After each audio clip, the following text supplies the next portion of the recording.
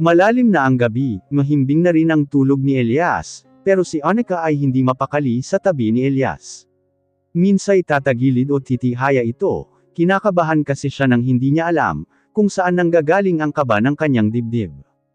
Bumangon siya mula sa pagkakahiga, at naupo sa kama. Hindi siya dinadalaw ng antok, kaya naisipan niyang lumabas na lamang ng kanilang kwarto.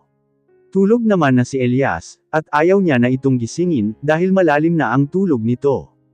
Nagpalit ng damit si Annika, isang kulay dilaw na dress ang kanyang sinuot, mahaba ito hanggang sakong niya ito. Kailangan niyang magpaantok, kaya naisipan niya maglalakad-lakad muna sa labas. Lumabas ng kwarto si Annika, at nagtungo sa pool area, at naupo sa gilid ng swimming pool, at tinampuso ang paa sa malamig na tubig.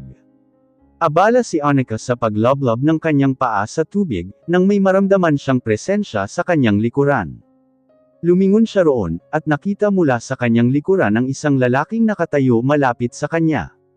Kilala niya ang lalaki si Diego de Gracia, malamlam ang mga mata nito, habang nakatitig sa kanya. Nakatiim ang mapula at manipis na labi ng lalaki. Gumuhit ang simpleng ngiti sa lalaki bago magsalita. Nag-iisa yata ang magandang binibini. Pwede ba kitang samahan? Pwede ba akong tumabi sa'yo? Malumanay na sabi ng lalaki. Hindi pa nakakapagsalita si Annika, pero naupo na ito sa kanyang tabi.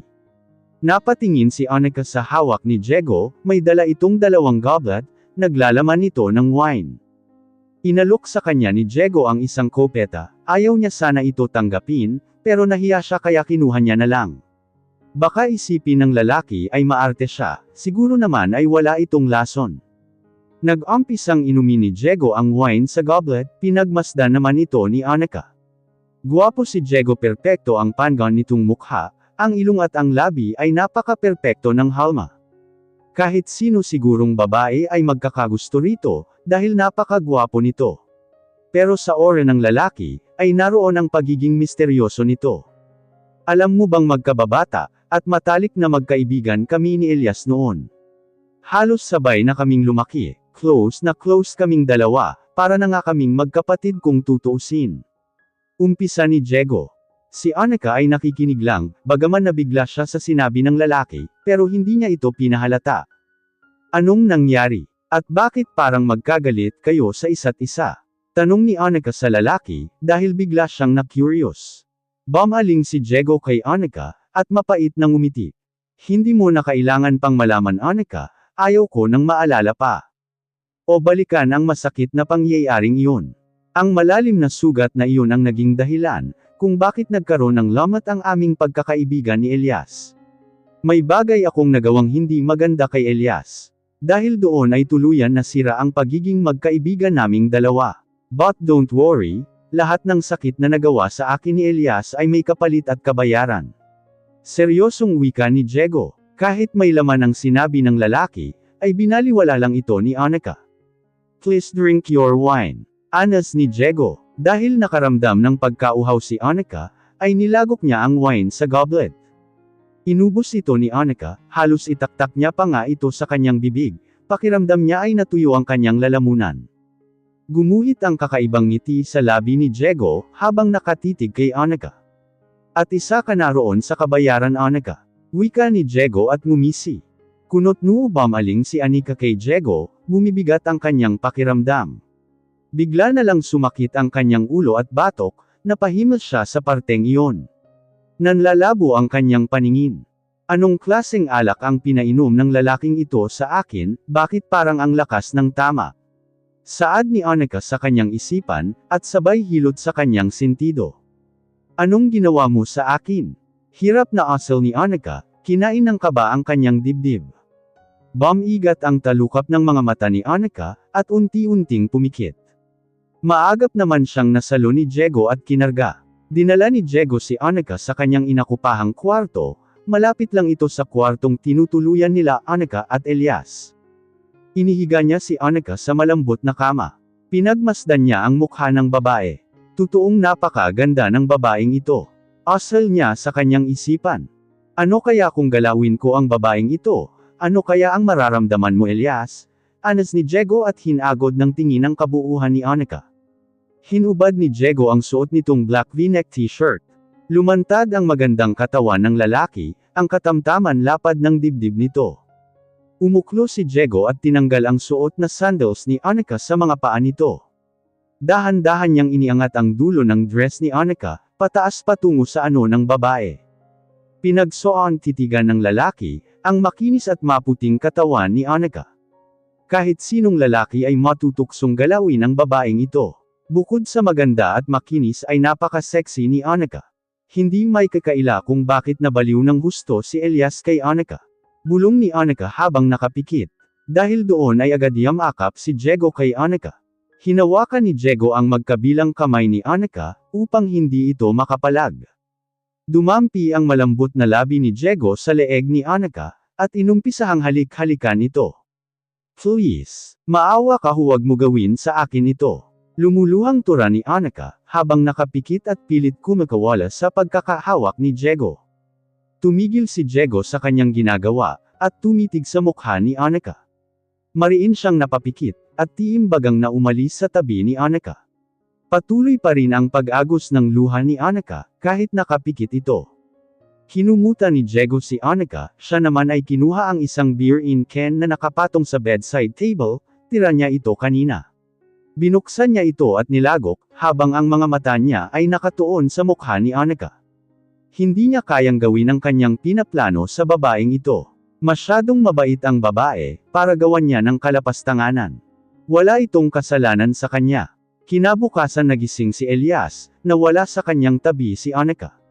Bumangon siya sa pagkakahiga, at inikot ang kanyang paningin sa buong kwarto. Alas 5 pa lang ng umaga, kaya medyo madilim pa sa labas. Umalis si Elias sa kama, at nagtungo sa banyo upang tingnan doon ang asawa. Ngunit wala ito roon, saan kaya nagpunta ang kanyang asawa? Napagpasiyahan niyang lumabas ng kwarto, total ay tulog pa ang kanilang mga anak.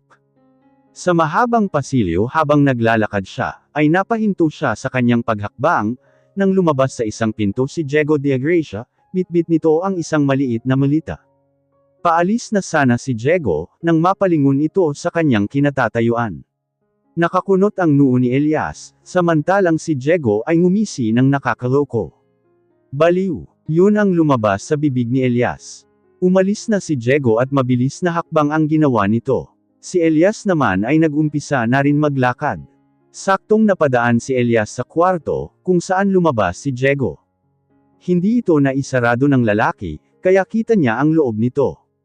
Ayaw sana pansinin pa ito ni Elias, at paalis na rin sana siya nang may marinig siyang mahinang boses ng babae sa loob nito. Lumakas ang tibok ng puso ni Elias, pakiramdam niya mabibiinggi siya sa lakas ng kabog nito.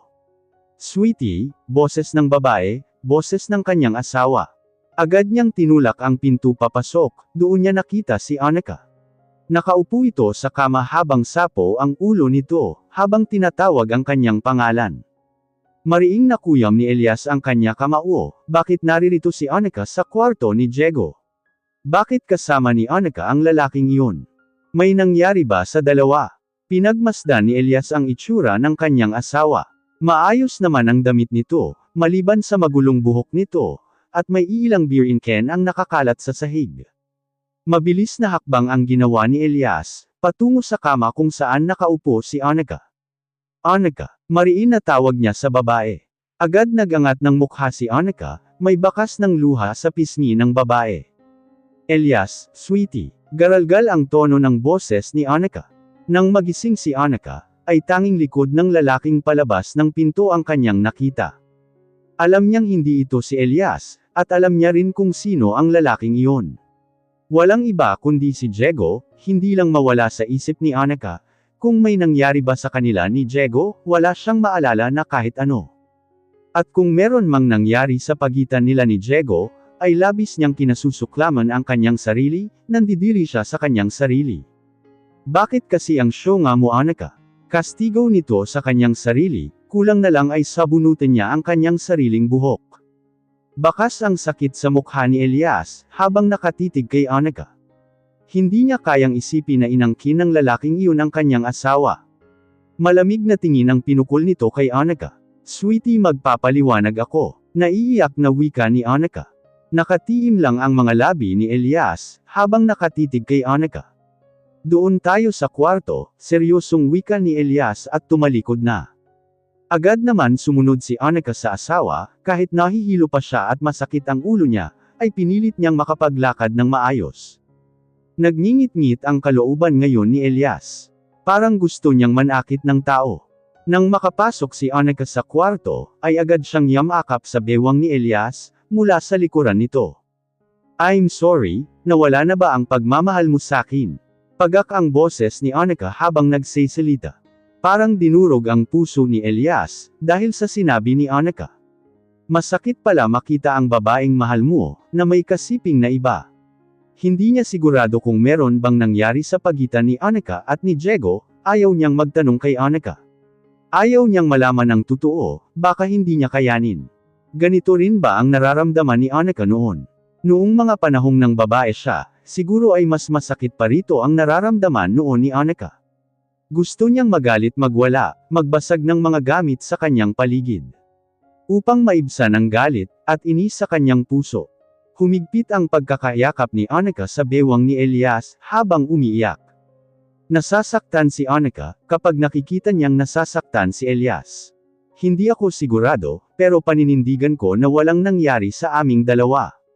Tumatangis na wika ni Annika. Bahagyang gamaan ang pakiramdam ni Elias, kilala niya ang kanyang asawa, hindi ito marunong magsinungaling. Naniniwala siya kay Annika, may tiwala siya sa babae, pero sa dating kaibigan niya ay wala.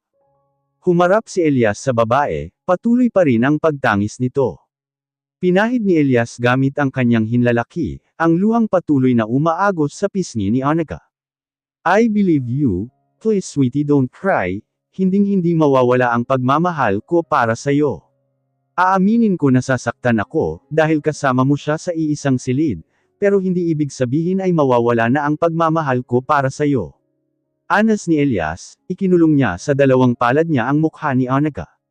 Tell me, anong ginawa sa'yo ng bugok na yon, bagamat malumanay, pero baka sa boses ni Elias ang galit sa boses nito. Nanatiling nakatingala si Annika, habang nakatitig sa mga mata ni Elias. Ang naalala ko lang ay yung nasa pool area kami, at binigyan niya ako ng wine. Pagkatapos noon ay nawala na ako ng malay, hindi ko na alam ang mga sumunod na nangyari. Wika ni Annika at sabay yumuko.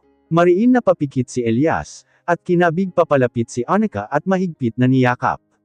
Alam ni Elias na may pagkasiraulo ang dating kaibigan, pero kilala niya ito malaki ang respeto nito pagdating sa mga babae. May masakit ba sa'yo? Nag-aalalang tanong ni Elias sa babae. Iling lang ang sinagot ni Annika, at mas lalong sinubsob ang mukha sa matigas na dibdib ni Elias. Pakiusap huwag ka nang umiyak, hindi naman ako galit sa'yo. Ang pagmamahal ko sa'yo ay hindi maaalis. Sambit ni Elias at pinataka ng halik sa noo si Annika. Walang makakasira sa relasyon at pagsasama nila ni Annika. Walang pwedeng maglayo sa kanila ng babae, ngayon pa sa dami ng pagsubok na dumating sa kanilang pagsasama, ngayon pa ba siya susuko? Mahal na mahal kita Annika. Walang maaring sumira sa ating dalawa, kahit si Diego de Gracia pa. Turan ni Elias. Thank you, mahal na mahal din kita Elias. Asal ni Annika at tumingkayad siya, para abutin ang labi ni Elias. Naghahalikan ang dalawa, nang tumunog ang cellphone ni Elias, na nakapatong sa bedside table. Bumitiw si Elias sa paghalik sa babae. Teka, sagutin ko lang ang tawag. Ani ni Elias. Nagtungo si Elias sa bedside table, at dinampot ng cellphone sabay pindot ng screen. Yes, sabat niya sa tawag mula sa kabilang linya. Sir, nasunog po ang buong mansion, patawarin niyo kami, wala kaming naisalba kahit ni isang gamit. Umiiyak na tura ng batang katulong. What? Paanong nasunog? Gulantang na tanong ni Elias, at sabay baling ng tingin kay Annika. What happened? May problema ba? Nag-aalalang tanong ni Annika. Naglakad ang babae patungo sa pwesto ni Elias, kung saan ito nakatayo.